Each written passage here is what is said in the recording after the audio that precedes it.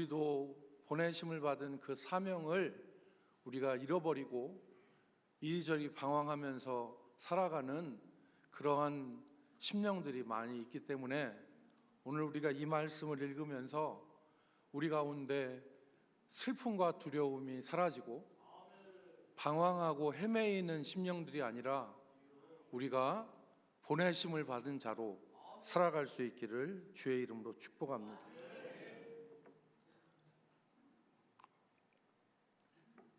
그래서 우리가 한번 정리할 것은 같이 따라합시다. 제자의 삶은 보내심을 받은 삶이다. 제자의 삶은 어떤 삶이냐? 보내심을 받은 삶이에요. 여러분, 그리스도의 제자가 되는 것은 영광스러운 일입니다. 그리스도의 제자로 사는 것은 영광스러운 일이고 우리 모두가 다 그리스도의 제자로 살기를 소망을 해요. 그런데 그 제자의 삶이 뭐냐? 성경은 보내심을 받은 자다. 오늘 21절에 주님이 이렇게 말씀하셨어요. 아버지가 나를 보내신 것 같이 나도 너희를 보내노라.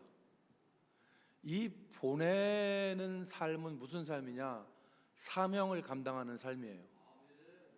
예수님이 아버지께 보내심을 받아서 이 땅에서 하신 일이 무엇입니까? 복음서 전체를 다 훑어보면 예수님이 이 땅에서 하신 일은 세 가지로 압축할 수 있어요. 첫 번째, 회당에서 가르치신 사역을 하셨어요. 예수님은 가는 곳곳마다 회당에서 사람들을 가르치셨고, 두 번째는 천국 복음을 가는 곳곳마다 전하셨어요. 세 번째는 백성들의 모든 약한 것과 모든 병든 것을 고치셨습니다. 이게 예수님의 사역이에요. 그것처럼 예수님은 자신의 제자들에게 보냄을 말씀하시면서 제자들이 사명 감당하기를 원하는 거예요. 주님을 대신하여서 이 땅에서 천국 복음을 전파하고 말씀을 가르치고 모든 병든 것과 약한 것을 고치는 사역을 감당하기를 원하신 것입니다. 그게 제자의 삶이에요.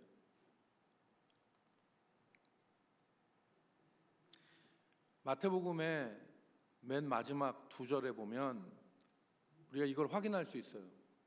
예수님이 제자들을 향하여서 명령하시죠. 어떻게 명령하십니까?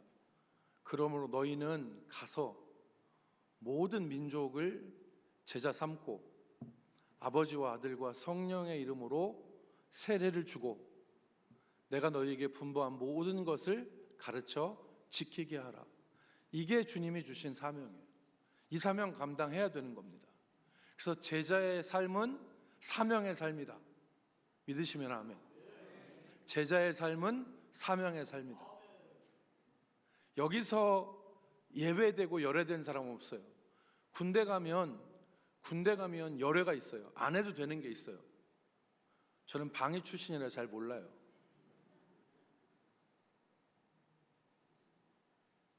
여러분, 제자의 삶에서 열애가 된 사람은 없어요. 오늘 우리 대전남북교회 모든 성도님들이 제자의 삶을 살기를 주의 이름으로 축복합니다. 제자로 보내심을 받은 아브라함에게 하나님께서 복을 주시면서 말씀하셨죠. 창세기 12장 2절로 4절에 보면 너는 본토 친척 아비의 집을 떠나서 내가 내게 지시한 땅으로 가라. 그렇게 말씀하시고 그리하면 내가 너에게 복을 주고 너로 큰 민족을 이루고 너를 창대하게 하고 네 이름을 크게 하고 그리고 하나 더 말씀하셨어요. 4절 말씀에 세계의 모든 민족들이 너로 말미암아서 뭐를 받을 것이라? 복을 받을 것이라. 이게 아브라함이 받은 복이고 아브라함이 받은 사명이에요. 그런데 이 사명을 복이라고 말씀하셨어요. 그래서 사람들은 나만 복 받아서 내가 예수 믿고 잘 되면 되는 거지 뭘 다른 사람들까지 신경을 써. 나만 복 받으면 되지. 근데 그게 아니에요. 너로 큰 민족을 이루고 복을 주어서 내 이름을 창대하게 하고 너는 복이 될지라 말씀하신 하나님이 뭐라고 말씀하셨냐면 땅의 모든 민족이 너로 말미암아 복을 받을 것이다. 그래서 우리가 하나님 우리에게 개인적인 것으로 주시는 복만 누리면 절반만 우리가 받아 누리고 사는 거예요. 오늘 우리를 통해서 하나님은 우리의 이웃이, 우리의 주변의 사람들이, 그리고 세계 모든 민족이 복을 받기를 원하시는 것입니다. 그래서 하나님 우리를 보내신 거예요. 그래서 우리를 보내신 것입니다. 사명을 감당하는 사람이 복된 사람입니다. 사명을 감당하는 사람이 복된 사람입니다. 오늘날 많은 사람들이 마라톤 경주를 합니다. 근데 이 마라톤 경주는 여러분 잘 아시죠?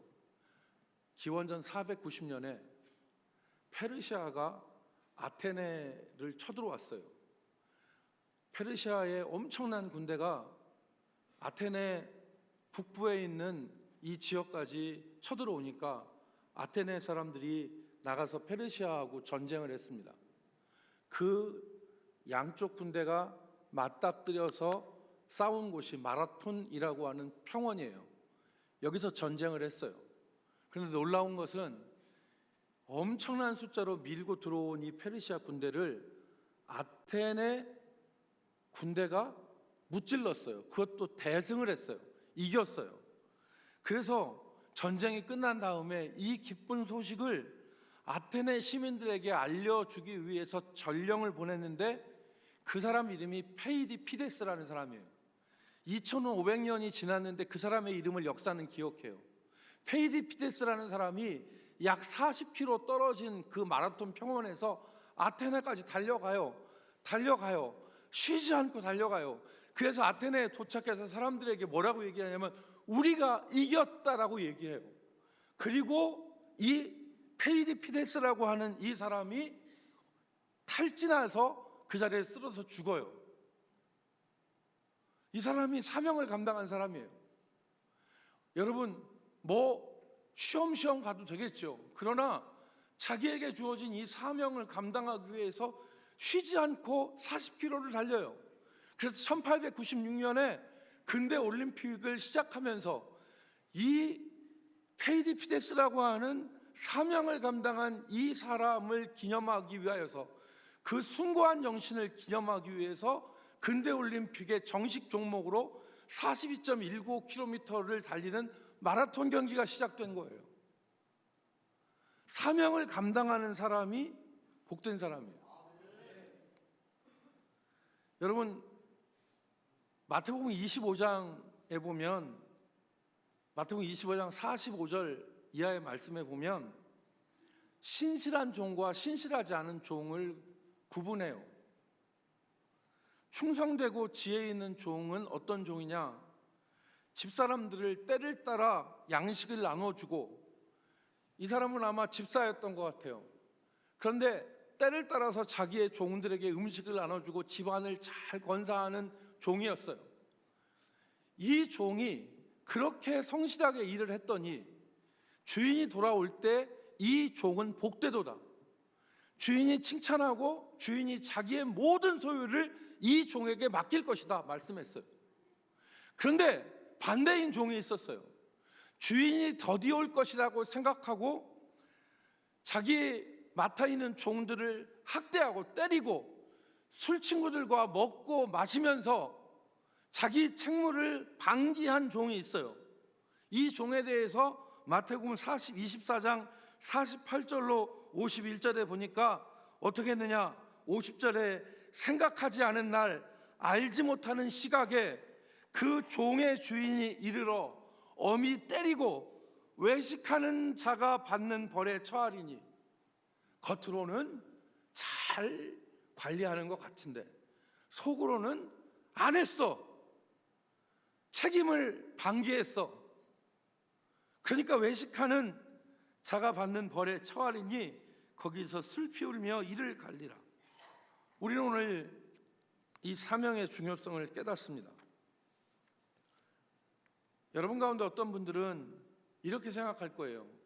사명이라는 거는 감당하면 좋고 감당하지 않아도 큰 문제가 되는 것 아니야, 이렇게 생각할 수 있어요.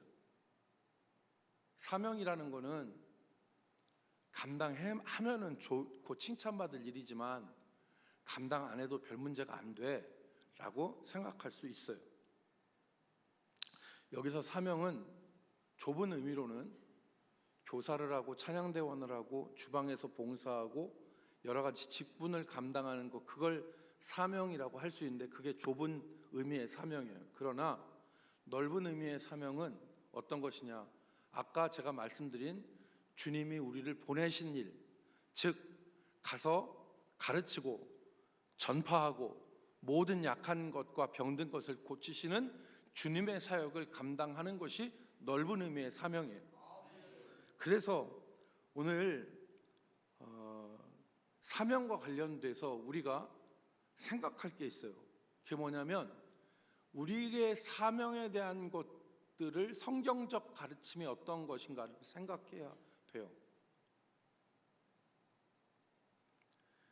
제가 한 가지 잘못 생각하고 있었던 게 있거든요. 그런데 그 생각을 고치게 됐어요. 여러분, 제가 그 눈에 녹내장이 있습니다. 근데 이게 초기에 발견됐어요. 그래가지고 제가 스스로 다 녹내장이 발견돼서 이 녹내장 약을, 녹내장은 안압 때문에 이게 생기는 거래요. 맞죠, 노준호 원장님? 안압 때문에 생긴 일이라서 이 안압을 조절하는 약을 매일 2번씩 정기적으로 넣어야 돼요. 근데 제가 이게 뭐 그렇게 심각한 건 줄 몰랐어요. 그래서 뭐 넣다 안 넣다가 병원에 가야 되는 시간도 한 3개월이 지나서 가야 되는데 안 가고 6개월 만에 가고 뭐 이랬어요. 그랬더니 노준호 원장님이 저한테, 목사님 아무리 바쁘시지만 이거는 타협할 수 없는 사실입니다. 이거를 한 번 넣고 안 넣고 또 부정기적으로 넣으면 그것 자체가 효과를 발휘하는 게 아니라 오히려 더 나빠질 수 있습니다. 그러니까 반드시 하루에 2번은 정기적으로 약을 꼭 넣어야 됩니다 라고 얘기를 해주셨어요. 제가 그때 얼굴이 시뻘개져가지고 무안해가지고 내 생각이 잘못됐구나 라는 걸 내가 깨달았어요. 그리고서 그 이후로 매일 정기적으로 2번씩 약을 넣고 있습니다. 여러분, 사명이라는 것이 어떤 것인가 하는 것에 대해서 우리가 한번 생각해 볼 필요가 있는데, 첫 번째, 그 사명이라는 것에 대해서 성경에서 있는 말씀을 2가지 대표적으로 해석하는 해석이 있어요. 2가지 해석을 소개시켜 드릴 텐데, 하나는 100% 틀렸다고 할 수는 없지만 위험한 해석이고, 다른 하나의 해석은 성경적 해석이에요. 그래서 먼저 이 위험한 해석이 뭐냐? 이 위험한 해석은 구원과 행위를 구분하고 이원화하는 해석입니다. 어려운 말인데 여러분 들어보시면 나중에 압니다. 여러분, 칭의, 즉 의롭다 하심, 하나님 앞에 우리가 의롭다 하심을 얻는 것은 믿음으로 얻는 것이고, 상급은 행위로 얻는다는 주장이에요. 로버트 윌킨이라고 하는 세대주의 학자, 유명한 학자가 이 주장을 합니다. 그래서 이 말이 무슨 말이냐? 사람이 의롭다 하심을 얻는 것은 사람의 행위가 아니다. 그건 믿음으로 얻는 것이다. 이건 성경의 가르침이에요. 성경은 이것에 대해서 일관적으로 얘기를 해요. 성경이 일관적으로 얘기합니다. 그래서 에베소서 2장 8절로 9절 말씀해 보면 여러분 잘 아시죠? 같이 한번 읽어볼까요? 너희는 시작. 너희는 그 은혜에 의하여 믿음으로 말미암아 구원을 받았으니 이것은 너희에게서 난 것이 아니요 하나님의 선물이라. 너희 9절 말씀 또 읽겠습니다. 시작. 행위에서 난 것이 아니니 이는 누구든지 자랑하지 못하게 함이라. 아멘. 우리가 구원받는 것은 행위로 받아요, 믿음으로 받아요? 이거 다 알아요. 우리가 이건 믿음으로 받는 거예요. 행위로 구원받을 수 없어요. 우리의 행위가 완벽하지 못하기 때문에. 그래서 믿음으로 구원받는 거예요. 그런데 이분들이 주장하는 게 뭐냐면 구원은 믿음으로 받지만 상급은 뭘로 받는다? 행위로 받는다. 그래서 성경 구절을 인용을 하는데 그게 마태복음 16장 27절이에요. 인자가 아버지의 영광으로, 여기서 인자는 예수님이에요. 예수님이 아버지의 영광으로 그 천사들과 함께 오리니 주님이 재림하실 때란 말이에요. 그때에 각 사람이 어떻게 한 대로 갚으시리라? 행한 대로 갚으시리라. 봐봐, 행한 대로 갚는다고 그랬잖아. 이 말 지금 주장하는 거예요. 또 하나 있어요. 고린도후서 5장 10절 말씀에 보면 이렇게 기록해요. 이는 우리가 반드시 그리스도의 심판대 앞에 나타나게 되어 마지막 심판받는 때 각각 선악간에 그 몸에 행한 것을 따라 받으려 함이라. 성경은 우리가 행한 대로 심판받는다고 말씀하세요. 그래서 이 사람들은 이 두 가지 말씀을 그대로 받아들여요. 믿음은, 칭의는 믿음으로 받고 상급은 행함으로 받는다. 그래서 마태복음 25장에 보면 여러분 달란트 비유가 나오죠. 주인에게 5달란트 받은 사람, 2달란트 받은 사람, 1달란트 받은 사람이 있는데 5달란트 받은 사람은 열심히 일해서 5달란트를 남겼어요. 주인에게 칭찬을 받습니다. 2달란트 받은 사람도 열심히 일해서 2달란트를 남겨서 칭찬을 받아요. 동일한 칭찬을 받아요. 그런데 1달란트 받은 사람은 어떻게 했어요? 이 달란트를 땅에다 묻어요. 그리고 주인이 올 때 그것을 꺼내서 주님한테 보이니까 주님이 뭐라고 하셨습니까? 이 악하고 게으른 종아, 내가 없는 데서 취하고 하지 않는 데서 내가 요구하는 사람이라면 너한테 원금과 이자를 요구했을 거 아니냐, 그렇게 말씀하시고 책망해요. 그리고 이 사람을 악한 종이라 책망해요. 그런데 이 믿음은 칭의는 믿음으로 받고 상급은 행위로 받는다는 사람들은 여기 나온 세 번째, 이 사람을, 땅에다가 달란트를 묻은 사람을 구원받은 사람이라고 해석합니다. 이 사람은 사명을 감당하지 않았지, 그래서 상급이 없는 것이지, 이 사람은 구원을 받은 사람이라는 해석을 합니다. 이 사람은 구원받았지만 상급이 없는 사람이다. 이어지는 양과 염소의 비유가 있죠. 이어지는 마태복음 25장에 양과 염소의 비유가 있어요. 그런데 이 양과 염소의 비유가 어떤 얘기가 나오냐? 예수님께서 나중에 세상을 심판하실 때에 양과 염소로 나눠요. 그래서 이 양의 편에 있는 사람은 구원받은 사람이고 이 염소에 있는 사람들은 구원받지 못하는 사람이에요. 그런데 이 양에 있는 사람들이 어떤 사람이냐?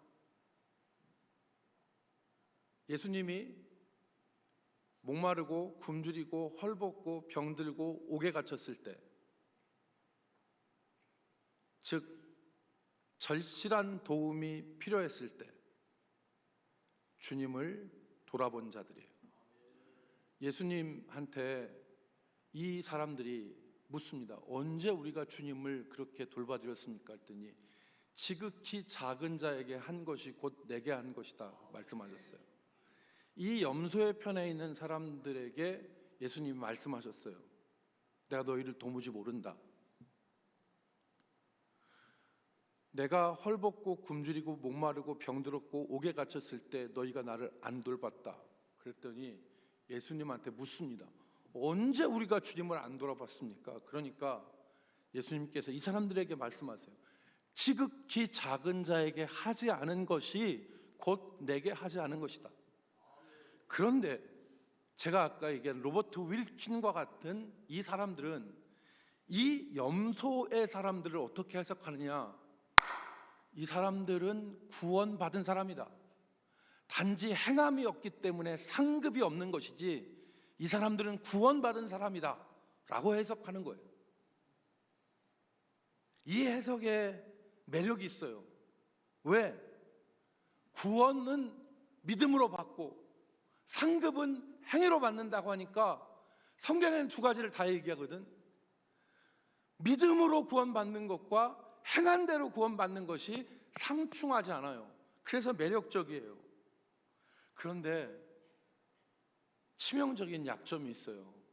그게 바로 뭐냐면 예수님 말씀하신 비유를 왜곡한 거예요. 여러분, 왜 그러느냐? 달란트의 비유와 제가 말씀드린 달란트의 비유와 양과 염소의 비유는 상급의 문제를 얘기하는 비유가 아니에요. 이 비유는 참된 믿음에 대해서 말씀하시는 비유인 것입니다. 마태복음 25장을 가서 집에 가서 읽어보세요. 마태복음 25장이 여러분들 머릿속에 환하게 들어오시는 분들은 제 얘기가 무슨 얘기인지 이해하실 거예요. 그런데 오늘 마태복음 25장이 어떤 내용인지가 환하게 안 들어오는 분들은 집에 가서 읽어보세요. 마태복음 25장에 예수님께서 열처녀의 비유, 달란트의 비유, 양과 염소의 비유를 세 개를 연달아서 똑같은 내용을 말씀하시는데 이 비유의 내용은 무엇입니까? 참된 믿음이라는 것이 어떤 것이냐? 마지막 때에 예수님께서 인정하시는 참된 믿음이 어떤 믿음이냐? 그것은 하루하루의 삶에서 주님이 주신 말씀을 그대로 행하면서 하나님의 뜻대로 사는 것이 참된 믿음이다 라는 것을 예수님이 말씀하신 거예요. 그러므로 이 비유는 믿음으로 구원받고 행위는 전혀 구원에 상관없고 상급에만 관련된다는 얘기를 하는 비유가 아닙니다. 참된 믿음은 오히려 이 25장에서 양과 염소의 비유, 달란트의 비유는 참된 믿음은 행함이 있는 신실한 믿음이 참된 믿음이고 그것이 구원받는 믿음이다. 이것을 말씀하시는 것입니다. 두 번째 아까 해석을 말씀드린다고 했는데 두 번째 해석은 칭의와 상급이 모두 참된 믿음으로 주어진다는 해석입니다. 아까는 뭐라고 했어요? 칭의, 의롭다 하시는 것은 믿음으로 얻고 상급은 행위로 얻는다고 그랬죠? 아니라는 거예요. 그게 아니라 칭의도 그리고 상급도 모두 참된 믿음으로 얻을 수 있는 것이다. 이것은 세계적인 바울 신학자 이 토마스 슈라이너라고 하는 사람이 대표적으로 주장하는 것입니다. 행위가 의롭다 하심의 기초가 될 수 없다. 아까 우리가 에베소서 2장 8절로 9절 말씀에서 우리가 확인했죠. 행위는 의롭다 하심을 얻을 수 없고 행위가 의롭다 하심의 기초가 될 수는 없다. 하지만 참된 믿음에 반드시 동반하는 것이 뭐냐? 행위다.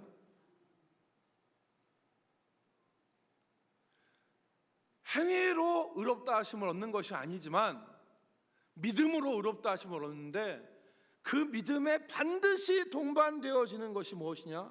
행위다. 이것을 강조하는 말씀이 야고보서에 나오죠.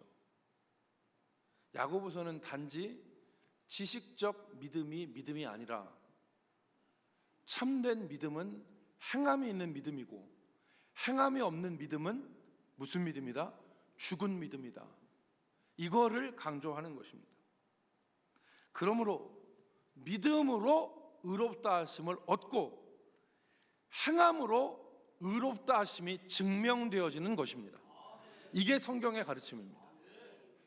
아브라함이 믿음으로 의롭다 하심을 받았고 그의 아들 이삭을 드림으로 그의 믿음이 증명이 되었습니다. 오늘 우리가 믿음으로 의롭다 하심을 받고 참된 믿음으로 우리가 심판을 받는 것입니다. 그 믿음 안에 행위가 들어있는 것입니다. 여러분, 세 번째, 우리가 이것을 인정하고 이해했다면, 세 번째, 믿음의 사람은 사명을 방치하지 않습니다. 믿음의 사람은 사명을 방치하지 않습니다. 결코 믿음으로 구원받고 행위로 상급받는 다고 하는 이원론적 사고를 갖지 않습니다. 자, 믿음으로 구원받는 것이고 행위로는 상급을 받는 것이야. 그래서 내가 사명을 감당하지 않아도 나의 구원에는 이상이 없어, 이렇게 생각하지 않는다는 것이죠. 이건 잘못된 생각이에요. 성경을 잘못 해석하는 것입니다. 믿음은 믿음으로 구원받고 참된 믿음은 그 안에 행위를 포함하고 있는 것이라는 것이 성경의 가르침인 것입니다. 좋은 그리스도인, 좋은 제자는 자신의 사명을 방치하지 않습니다. 여러분, 어떤 부모가 좋은 부모입니까? 어떤 부모가 좋은 부모예요? 자식을 먹이고 입히고 바른 가르침으로 가르쳐서 사람 만드는 부모가 좋은 부모지요. 여러분, 아버지가 아무리 인자한 얼굴과 부드러운 태도를 가지고 돌아다니지만 그 자식이 먹지 못해서 영양실조에 걸리고 뼈만 앙상하게 남아있으면 그 아버지는 좋은 아버지가 아니에요. 아버지는 자식을 먹일 사명이 있는 거예요. 그걸 감당해야 좋은 부모예요.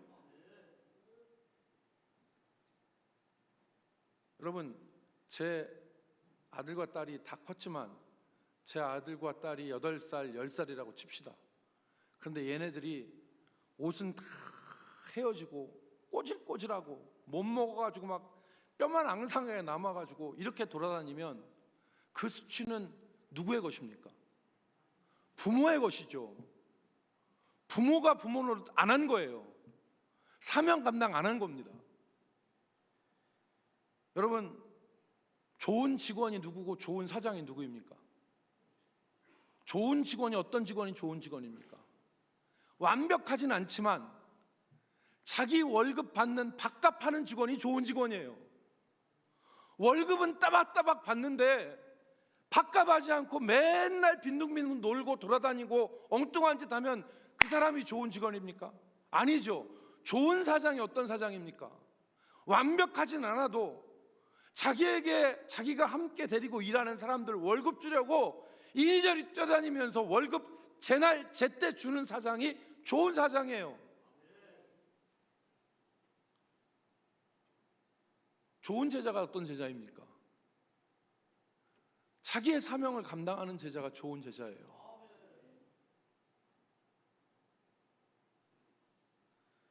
여러분, 발레리나 강수진 씨 발이 화제가 된 적이 있습니다. 강수진 씨가 어렸을 때 발레를 했는데 발레를 하다 보니까 발이 아픈 거예요. 그래서 그 남편이 강수진 씨의 발을 찍었어요, 사진으로.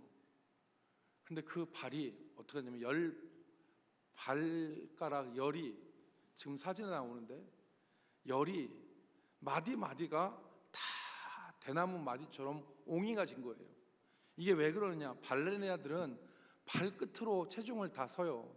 얼마나 연습을 했으면 저 발 마디마디가 다 옹이가 졌겠어요. 강수진은 발레라고 하는 것을 자기의 일을 감당하기 위해서 자기를 다 드린 거예요. 그래서 여자로서의 발은 아름답지 않지만 이 발이 세상에서 가장 아름다운 발이라고 사람들이 얘기하지 않습니까? 사명을 감당하는 그리스도인이 좋은 그리스도인입니다. 여러분, 주님은 우리를 보내실 때 사명을 감당하라고 보내셨어요. 여러분, 지금도 생각을 예전과 같이 하시면 안 됩니다. 지금도 생각을 예전과 같이 하면 안 돼요. 구원은 믿음으로 받고 상급은 행위로 받기 때문에 나는 사명 감당하지 않아도 구원받는데 이상 없다라고 하는 생각은 성경을 왜곡한 생각이에요. 잘못된 생각이라고. 성경은 분명히 말씀하잖아요. 믿음으로 구원받고 그 믿음 안에 있는 행위로 상급받고 심판받는 것이다. 오늘 우리가 이 사명을 감당할 때 쉽지 않아요. 우리는 어쩌면 발레리나 강수진 씨의 발과 같은 삶을 살아야 될지도 모릅니다. 그렇기 때문에 주님이 말씀하신 것이 성령을 받으라. 감당할 수 있는 성령을 받으라. 우리의 힘만으로는 이 사명 감당하기 어려우니까, 우리의 힘으로는 이 사명 감당하기 어려우니까 우리에게 성령이 임하시면 권능을 받고, 그 성령이 임하시면, 우리 안에 성령이 임하시면 우리가 하나님의 말씀을 능히 감당할 수 있기 때문에 성령을 받으라 말씀하신 것입니다. 약속하셨죠. 에스겔 36장 26절로 27절 말씀에 보면 이렇게 약속하셨습니다. 에스겔 선지자를 통해서 또 새 영을, 여기 영은 성령이에요, 너희 속에 두고 새 마음을 너희에게 주되, 성령이 우리 가운데 오시면 새 마음 갖는 거예요.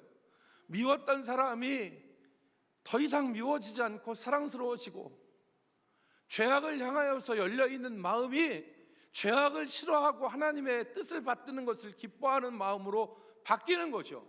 그래서 새 영을 너희 속에 두고 새 마음을 너희에게 주되, 너희 육신에서 굳은 마음을 제거하고 부드러운 마음을 줄 것이고, 27절에 또 내 영을 너희 속에 두어 너희로 내 율례를, 하나님의 말씀을 행하게 하리니 너희가 내 규례를 지켜 행할지라 말씀하였습니다.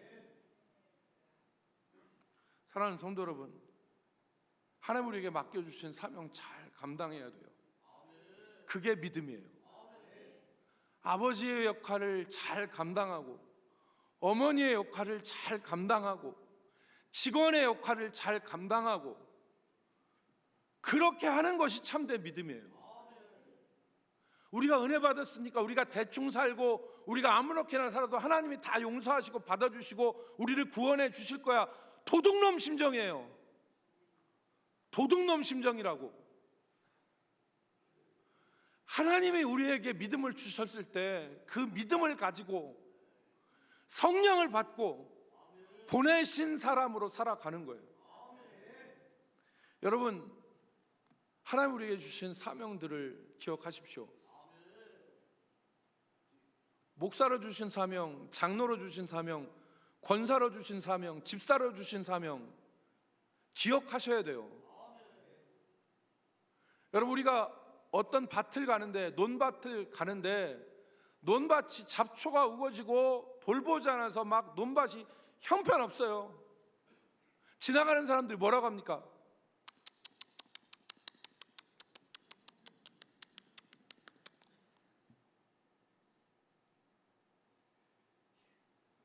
논밭의 주인이 창피한 거예요. 여러분, 벌초해야죠. 벌초하셔야 되잖아. 추석이 이제 가까우는데 어머님 아버님 산소 벌초 안 해가지고 풀이 우거진 대로 그대로 놔두면 누구 망신입니까? 영적으로도 마찬가지예요. 사명 감당하지 않고 살아도 구원받는 데는 이상 없고 상급만 못 받을 것이라고 하는 생각은 잘못된 생각입니다. 하나님이 내게 주신 사명, 그것이 방치되어 우리의 부끄러움이 되지 않기를 바랍니다. 하나님이 목사로서 저에게 주신 사명이 있는데 이걸 방치하면 하나님이 뭐라고 하시겠어요? 저한테, 이 악하고 게으른 종아. 하나님이 장로님들한테 주신 사명, 그거 감당해야죠. 하나님이 권사님들에게 주신 사명 감당해야죠. 그게 믿음이에요. 그게 믿음이에요. 다른 게 믿음이 아니에요.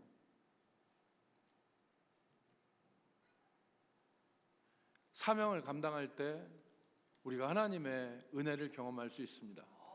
힘들고 어렵지만 그 사명 감당할 때 좋은 아버지가 되려고 하고, 좋은 부모가 되려고 하고, 좋은 직원이 되려고 하고, 하나님의 사람으로 살려고 할 때 하나님께서 오늘 우리가 읽은 마지막 절 말씀에 보면 이렇게 말씀했어요. 너희가 누구의 죄든지 사하면 사하여질 것이요 누구의 죄든지 그대로 두면 그대로 있으리라. 교회의 권세죠. 이건 교회의 권세라고. 정말 우리가 성령 받아 사명 감당하면 참된 교회로 교회의 권세를 우리가 향유할 수 있다는 것을 말씀하시는 것입니다. 사랑하는 성도 여러분, 우리가 보내심을 받은 자, 사명을 감당하는 자로 살아가기를 원합니다. 우리는 약해도 우리에게 성령을 주셔서 감당케 하시는 주님을 의지하여 우리 주신 사명은 잘 감당하는 우리 성도들이 되기를 주의 이름으로 축복합니다. 기도하겠습니다.